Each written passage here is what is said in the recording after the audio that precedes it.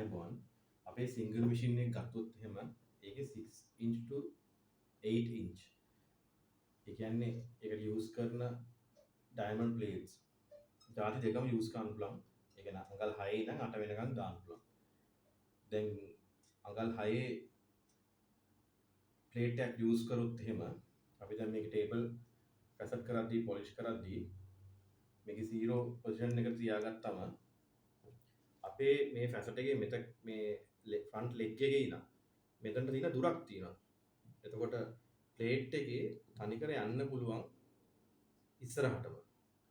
එතකොට දැන් අපේ මැෂින් එක අරන් වෙන ෆැසට් එකක් මොකක් හරි යූස් කරොත් එහෙම මේ දුරවල් වෙනස්. අපි මේ ස්ටෑන්ඩඩ් සයිසස් වලට මේවා හදලා තියෙනවා. එතකොට මැෂින් එකේ වෙන එකක් යූස් කළ ප්ලේට් එක ගාවට යන්න බෑ කියලා කියන්නේ මේ මේවල තියෙන වෙනස්කම් හින්දා තමයි වෙන්නේ. මොකද සමහරවිට ඒකේ 8 inch යූස් කරන මැෂින් එකක් වෙන්නත් පුළුවන්. එතකොට තවත් ලේසි මොකද ලැප් එකේ ඩයමීටර් එක වැඩි හින්දා අපිට එතනටම ගිහලා පොලිෂ් කරගත්ත හැකි ටේබල් එක ආදී. අනිත් ඇන්ගල්ස් වලට නම් අපිට ප්‍රශ්නයක් වෙන්නේ නැහැ. මොකද කිව්වොත් මේ ඇන්ගල් වෙනස් වුණ ගමන් ස්ටික් එක මෙහෙට ආවම අපිට සෙට් කරගන්න ලේසි.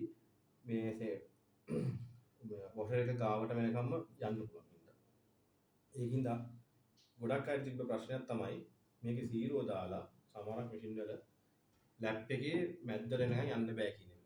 එහෙම වුණොත් මේ ෆැසට්රියේ අපේ ඩිස්ටන්ස් වෙනස් වුණොත් තමයි ඔය ප්‍රශ්නේ වෙන්නේ. අනිත් එක තව එකක් එහෙම යන්න බැරි නම් අපි කරන්නේ මේ ලෙග් එක ගලවනවා. මේ ලෙග් එක ගලවලා අපිට පුළුවන් ටේබල් එකෙන් පන්නලා ඒක පොලිෂ් කරගන්න ෆැසට් එක දාගන්න හරි අපිට පුළුවන්. ඒතර ඒක හොඳ බැලන්ස් එකක් තියෙන්න ඕන.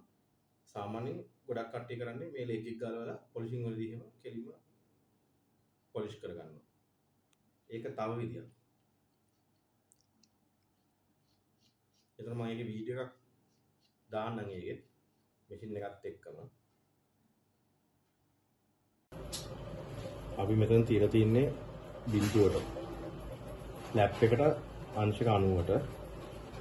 මෙතන ඉස්සරහ ලෙග් එක තිබ්බට පස්සේ මේ ප්‍රමාණය යන්න පුළුවන්. දැන් පොසිෂන් එකේදී මේ ටිකම ඕගොල්ලෝ යූස් කරගත්ත හැකි. තව එකක් තව ඉස්සරහට යන්න ඕන අපි සාමාන්‍යයෙන් කරන්නේ මේ ලෙග් එක පන්නලා මේ ලෙග් දෙකින් තීද්දි මේ ලෙග් එක පන්නලා එතන පොලිෂ් කරගන්නවා. ඒක උගුරු මේ ටික තනිකර යන්න පුළුවන්. මේක ඕනම් පන්නන්නත් පුළුවන් නැත්නම් මේ ඉස්සරහ ලෙග් එක ගලවන්නත් පුළුවන්. දැන් මේ මැෂින් එක කොහොමද අපි මේ ගානට උපරිමවම මේ ලැප් එකෙන් භාගයකට අනිවාර්යෙන් එනවා. ඒකට මේ ලැප් මේ ෆැසට් එකේ මේ ඇනේ සෙන්ටරි නම් මෙතන සෙන්ටරියට දුර අනිවාර්යෙන් බලපානවා. තව එකක් දැන් මේ අපේ ස්ටෑන්ඩඩ් මේ මැෂින් එකට එන ෆැසට් එක මේ තියෙන්නේ. මේවල අපි හදලා තියෙන්නේ මේ ලෙග් එකේ ඉඳන් මේ දුරට ගන්න පුළුවන් වෙන. සමහරක් වෙලාවට වෙන ෆැසට් එකක් මේ යූස් කරොත් එහෙම මෙතන ඉස්සරහා ලෙග් එක තිබ්බොත් ඕගොල්ලෝගේ අනිවාර්යෙන් මේ ධාරයට මේ ලැප් එකේ ධාරයට එන්නේ. අනිත් එක මේක මේ මැෂින් එක ඩිසයින් කරලා තියෙන්නේ 6 inch එකයි 8 inch ඩිස්ක් එක දාන්න පුළුවන් වෙන්න තමයි මේ මැෂින් එක ඩිසයින් කරලා තියෙන්නේ.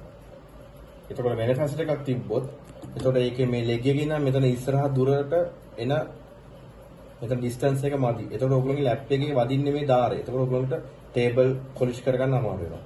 මොකද මේක ටේබල් ගහද්දි තමයි ගොඩක් මෙතනට එන්නේ. නැත්නම් අනිත් ඇන්ගල්ස් වලට ගහලා කරකවද්දි සාමාන්‍ය 45ට හරි 50ට හරි ඔයගොල්ලෝ දාලා ගහනවා නම් එතකොට අනිවාර්යයෙන් මේ ටික යූස් කරගත්ත හැකි ලැප් එකේ. එතකොට අපි මෙතන උඩරිම මෙතනට ආවම මේක ඕගොල්ලන්ට අනිවාර්යයෙන් මේ ස්පේස් එක මේ ටික තනි කර මේ ටික පාවිච්චි කරගන්න පුළුවන් සෑන්ඩිල් ලැප් එකේ. ඊට පස්සේ මම ආයා බිඳුවට දාලා මෙතනින් තිබ්බොත් උඩරින් මේ ඉස්සරහට එනවා.